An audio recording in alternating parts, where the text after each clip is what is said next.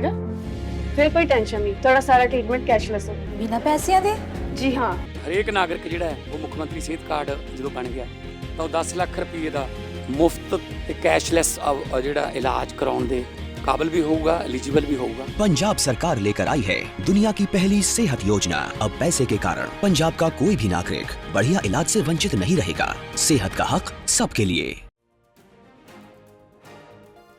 अगर आप भी राशन कार्ड लाभार्थी हैं तो सावधान हो जाइए।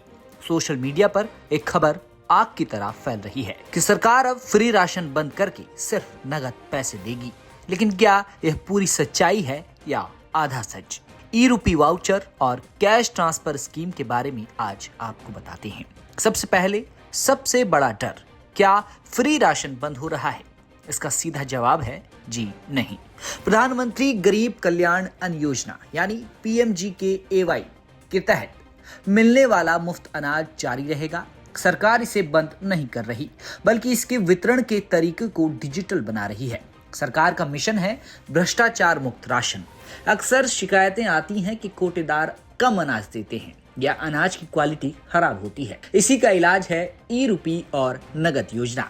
इसका मतलब है कि अब आपके पास विकल्प होगा। आप चाहें तो राशन लें या तो पैसे लेकर अपनी पसंद की दुकान से बेहतर क्वालिटी का राशन खरीद सकते हैं।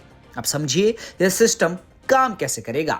चंडीगढ़ जैसे शहरों में इसका सफल परीक्षण शुरू हो चुका है। यहाँ लाभार्थियों को अब लाइन में लगने की जरूरत नहीं पड़ती। उनके मोबाइल पर एक डिजिटल वाउचर यानी ई रूपी भेजा जाता है।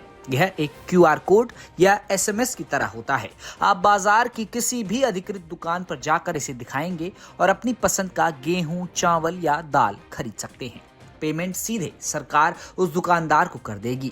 इससे बिचौलियों का खेल पूरी तरह खत्म हो जाएगा। सरकार अब इसी मॉडल को धीरे धीरे पूरे देश में लागू करने की तैयारी में जुटी है।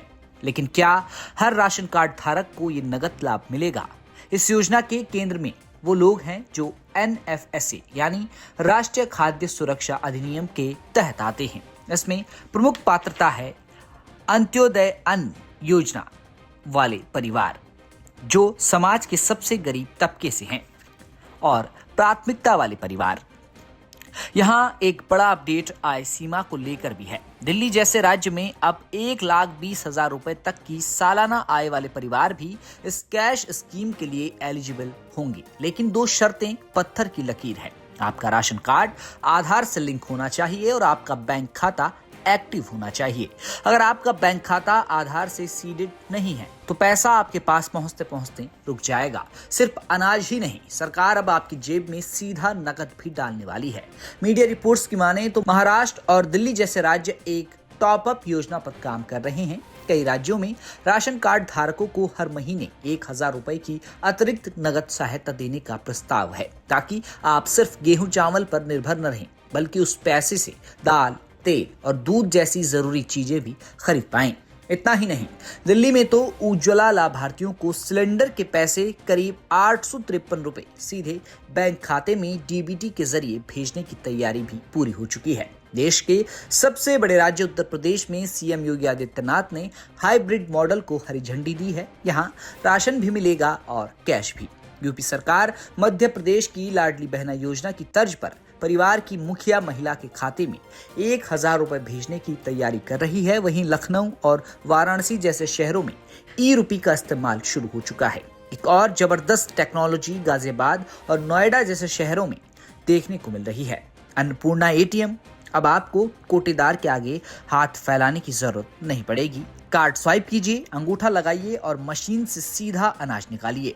कोटेदार की मनमानी अब बीते जमाने की बात होने वाली है। एक जरूरी चेतावनी, अगर आपने अभी तक eKYC नहीं कराया है तो आपका नाम लिस्ट से कट सकता है।